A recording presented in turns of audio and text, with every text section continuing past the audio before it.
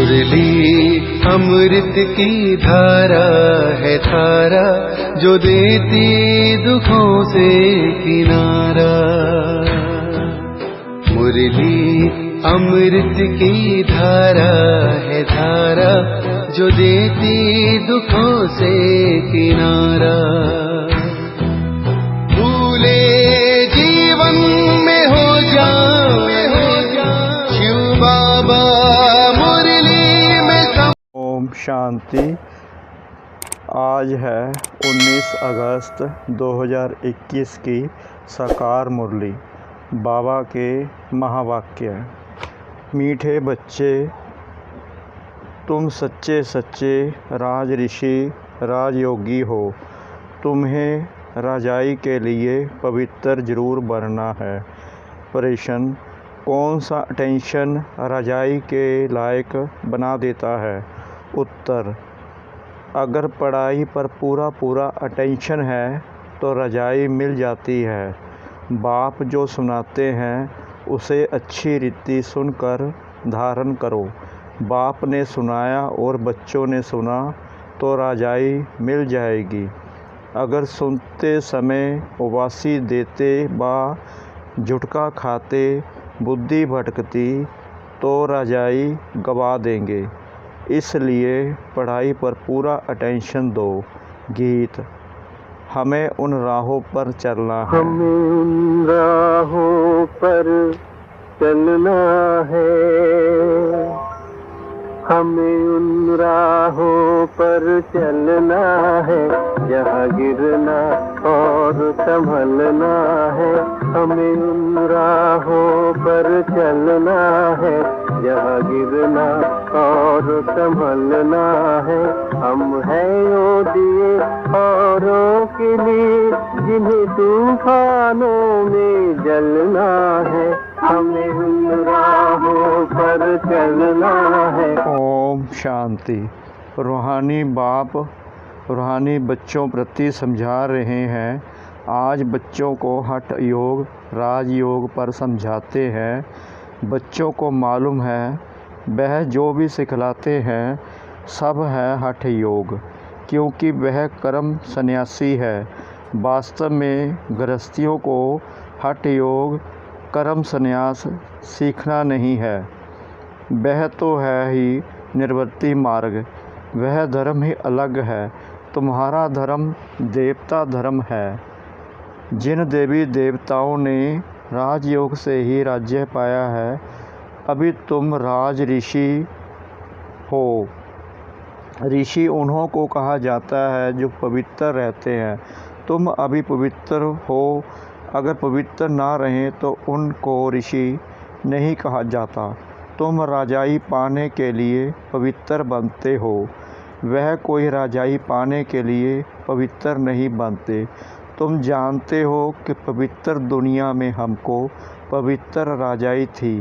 भारत में ही 5000 वर्ष पहले देवी देवताओं का पूज्य पवित्र प्रवृत्ति मार्ग था। अभी पुजारी पतित बन पड़े हैं। पतित कैसे बने? 84 जन्मों का हिसाब है ना। बाप जो सहज राजयोग सिखला रहे हैं वही तुमको 84 जन्म का हिसाब बतलाते हैं। दूसरे धर्म को संन्यास धर्म वाले क्या जाने। यह है देवी देवताओं का प्राचीन धर्म। वह है पीछे वाला धर्म जो पास्ट हो गए हैं। उनको सन्यासी समझ ना सके। तुम जानते हो हठ योग अनेक प्रकार के हैं। द्वापर से भक्ति मार्ग के साथ हठ योग शुरू होता है। अभी फिर है राजयोग। वह हठ योग जन्म बाई जन्म सीखते आए हैं। राजयोग तुम एक जन्म में ही सीखते हो। उनको जन्म बाई जन्म पुनर्जन्म लेकर हठ योग सीखना नहीं है। तुमको राजयोग सीखने के लिए पुनर्जन्म नहीं लेना पड़ता। यह राजयोग तुम सिर्फ संगम पर ही सीखते हो। रजाई मिल गई, स्वर्ग हो गया, फिर और सब धर्म खत्म हो जाते हैं। तुम राज ऋषि हो। राधे कृष्ण भी पवित्र है ना। कृष्ण को महात्मा भी कहते हैं। महात्मा पवित्र होते हैं।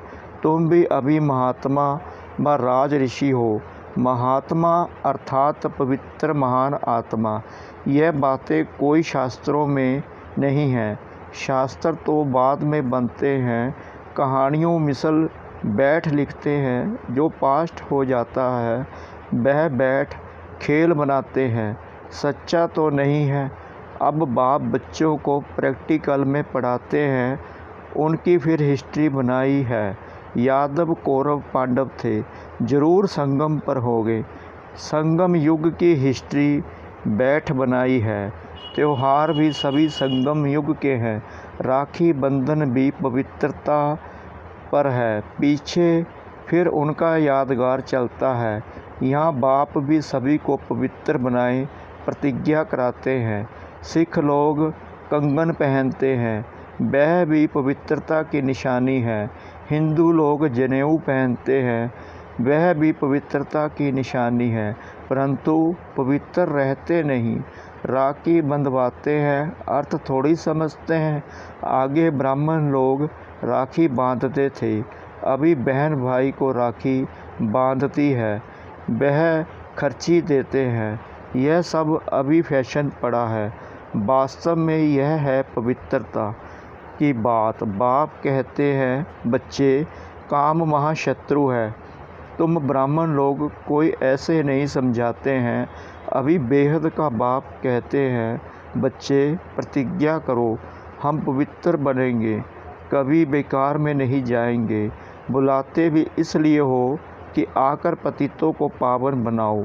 सतयुग त्रेता में कोई नहीं बुलाते, वह है ही राम राज्य।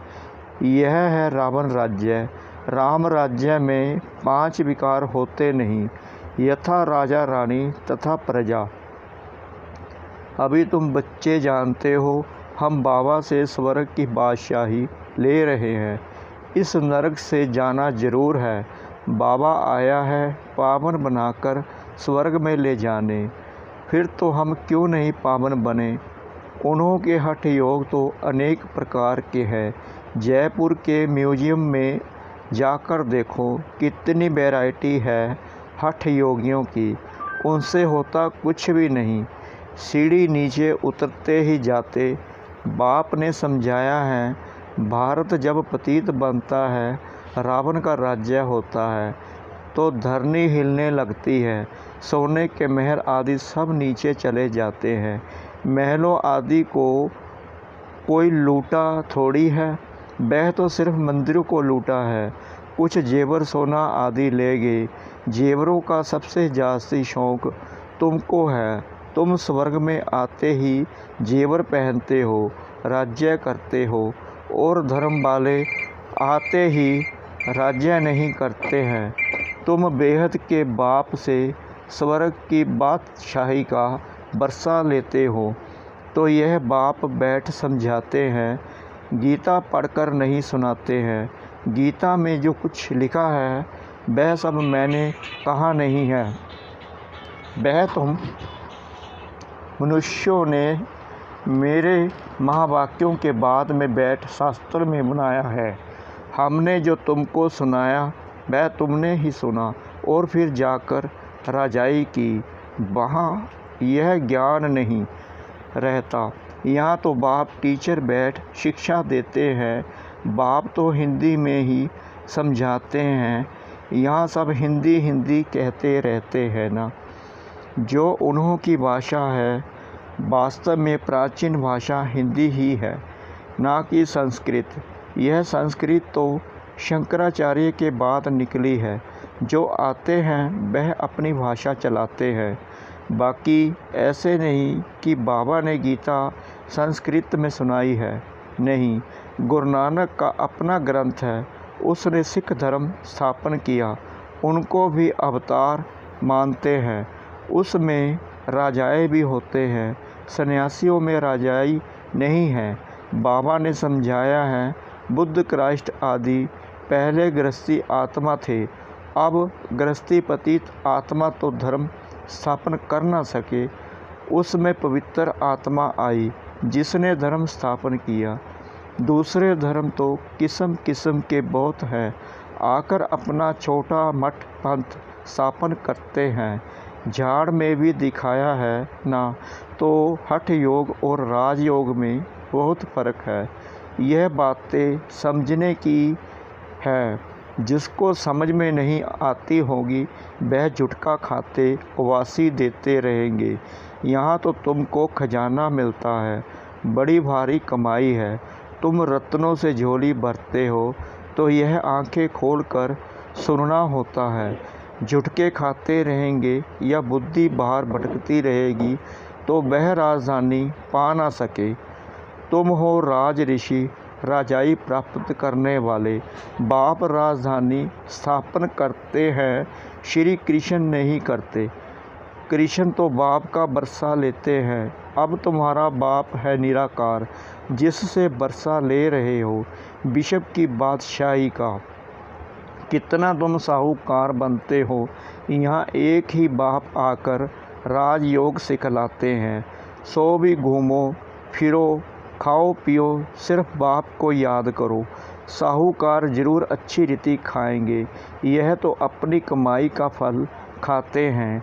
माल पूड़ा खाओ या रोटी खाओ, याद करो बाप को। भल कुछ भी खाओ, पैसा तब किसके लिए है, बाबा कोई मना नहीं करते हैं। सिर्फ बाप से योग लगाना है। इस राजाई स्थापन करने में खर्चा नहीं है।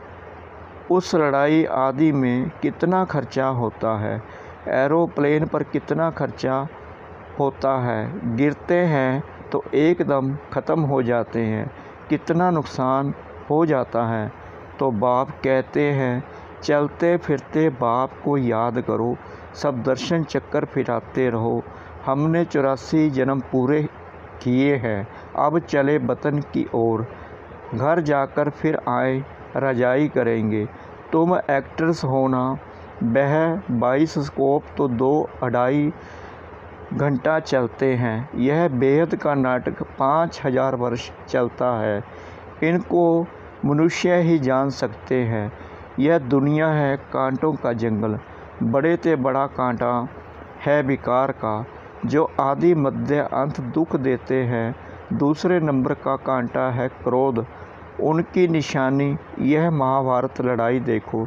कोई बात में गुस्सा आया तो झट बम्स शुरू कर देंगे। अभी तो ऐसे ऐसे बम बनाए हैं जो बात मत पूछो। सतयुग में कोई लड़ाई आदि होती नहीं, संगम पर ही यह महाभारत लड़ाई दिखाई है। दूसरे कोई शास्त्र में लड़ाई की बात ही नहीं।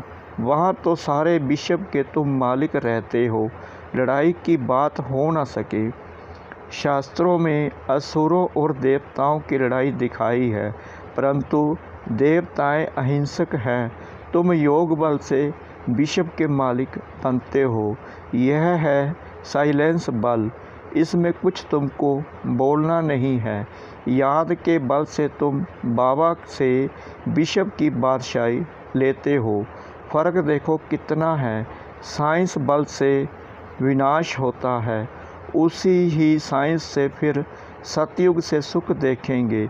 साइंस से इन्वेंशन करते हैं, वह तो सुख के लिए करते हैं।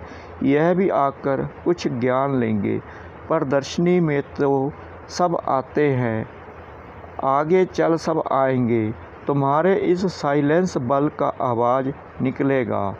तुम प्रश्न पूछते हो गीता का भगवान कौन। ऐसे प्रश्न कोई पूछ न सके। जहाँ यह प्रश्न लिखते हैं तो उनके साथ चित्र भी दो। गीता का भगवान परम पिता परमात्मा या कृष्ण, जो पूरे 84 जन्म लेते हैं। पतित से पावन बनाने वाला तो बाप ही है। कृष्ण की आत्मा तो 84 जन्म ले सावरी बनी है। उनको बैठ समझाते हैं, तुमने 84 जन्म लिए हैं, तुम अपने जन्मों को नहीं जानते हो। एक्टर्स को पता तो होना चाहिए ना कि हम 84 जन्म कैसे लेते हैं। सन्यासियों का धर्म ही अलग है। भारतवासियों को अपने धर्म का पता ना होने के कारण और धर्मों में जाते रहते हैं। किसी गुरु की आशीर्वाद से किसको धन मिल गया तो उनके पीछे चटक पड़ेंगे। फिर देवाला निकला तो कहेंगे खुदा की भाभी। बच्चा मिला बहुत खुशी होगी। अच्छा 10-12 दिन के बाद बच्चा मर गया तो कहेंगे ईश्वर की भाभी। इनको जिंदा करना हमारे हाथ में नहीं है। बाबा के बहुत ऐसे मिसाल देखे हुए हैं, ऐसे ऐसे बहुत होते हैं। यहाँ तो बाप बैठा है, बाप बच्चों को समझाते हैं, मीठे मीठे बच्चों पावन बनो। याद है जब महाभारत लड़ाई लगी थी तो द्रौपदी ने पुकारा था, बाबा हमको यह दुशासन नंगन करते हैं, हमको इनसे बचाओ। 5000 वर्ष की बात है। इन अबलाओं पर अत्याचार इस विष पर ही होते हैं। कई तो स्त्रियां भी ऐसी होती हैं जो विष बगैर रह नहीं सकती। उन्हों का नाम भी रखा हुआ है सूपनखा, पूतना। जो विष के लिए तंग करते हैं वह है कंस, जरासंधी, शिशुपाल। यह सब विनाश को तो पाने ही हैं। इस समय है आसुरी रावण राज्य, फिर होगा ईश्वरीय राज्य। हम सारे चक्कर को तो तुम जान गए हो कि कैसे 84 जन्म लेते हैं। यह भूलता तब है जब विकार में जाते हैं। विकार में जाने वाले का मुंह ही पीला हो जाता है। खुद ही समझते हैं यह हमने क्या कर दिया। बाप कहते हैं बच्चे इस विषय गटर में मत जाओ, यह तुमको आदि मध्य अंत दुख देने वाला है, इसमें ना पड़ो। कसम उठाओ कि हम विकार में कभी नहीं जाएंगे। भगवानुवाच है काम महाशत्रु। हर एक चित्तर में पहले तो यह लिखो ज्ञान सागर पतित पावन, गीता ज्ञानदाता शिव भगवानुवाच, तो फिर कृष्ण का नाम उड़ जाए। हमको गीता का भगवान बैठ यह बतलाते हैं, वही ज्ञान हम लेते हैं। भगवान ही आकर नई दुनिया स्थापन करते हैं और पुरानी दुनिया का विनाश होता है। रुद्र ज्ञान यज्ञ है ना, असुल है शिव बाबा, रुद्र बाबा नहीं कहेंगे। बॉम्बे में बाबूरी नाथ का भी मंदिर है, अब बबुल कहा जाता है कांटों को। बाबूरी नाथ नाम क्यों रखा है यह कोई समझते नहीं है। चित्र तो शिव का ही है, बाकी तो अनेक नाम रख दिए हैं। शिव बाबा भी आकर कांटों के जंगल को फूलों का बगीचा बनाते हैं। वही तुम्हारा बाबा है, उनका नाम है शिव। शिव परमात्माए नमः, ब्राह्मण देवी देवताए नमः। अक्षर बिल्कुल क्लियर है। अब यह परम पिता परमात्मा बैठ इस रथ द्वारा समझा रहे हैं, हूबहू जैसे लौकिक बाप समझाते हैं बच्चे। हमारे कुल को कलंक नहीं लगाना, कोई खराब काम नहीं करना। यह बाबा भी कहते हैं बच्चे विकार में तो कभी नहीं जाना, पवित्र बनने बगैर स्वर्ग में ऊंच पद पा नहीं सकेंगे। बहुत ज़बरदस्त कमाई तुम कर रहे हो, बाकी सब गवा रहे हैं। भल कोई के पास पदम है, बड़े बड़े महल बना रहे हैं, लाखों रुपए खर्च करते हैं। तुम समझते हो वह सब वेस्ट ऑफ टाइम है, यह कुछ काम नहीं आएगा, सब खत्म हो जाएगा। वह तो समझते हैं 10-12 हज़ार वर्ष चलेंगे। तुम बच्चे जानते हो मौत तो सामने खड़ा है सिर पर।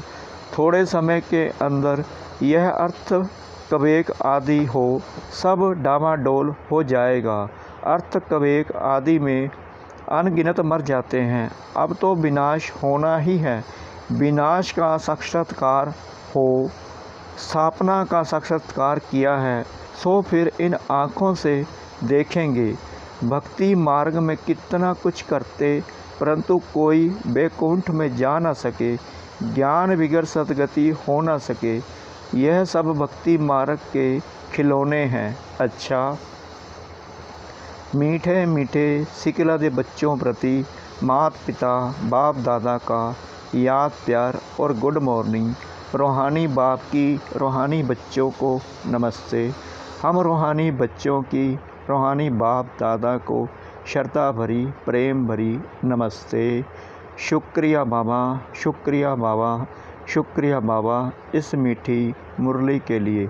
धारणा के लिए मुख्य सार।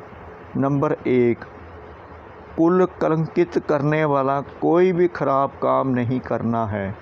पवित्र बनने की अपने आप से प्रतिज्ञा करनी है। नंबर 2, अब अपना टाइम मनी वेस्ट नहीं करना है। फूलों के बगीचे में चलने के लिए कांटे निकाल देने हैं। वरदान। पहले आपके पाठ द्वारा ताजधारी बनने वाले चतुर सुजान भव। जैसे बाप दादा अपने को ओबीडिएंट सर्वेंट कहते हैं, सर्वेंट कहने से ताजधारी सबसे बन जाते हैं, ऐसे आप बच्चे भी स्वयं नम्रचित्त बन दूसरे को श्रेष्ठ सीट दे दो।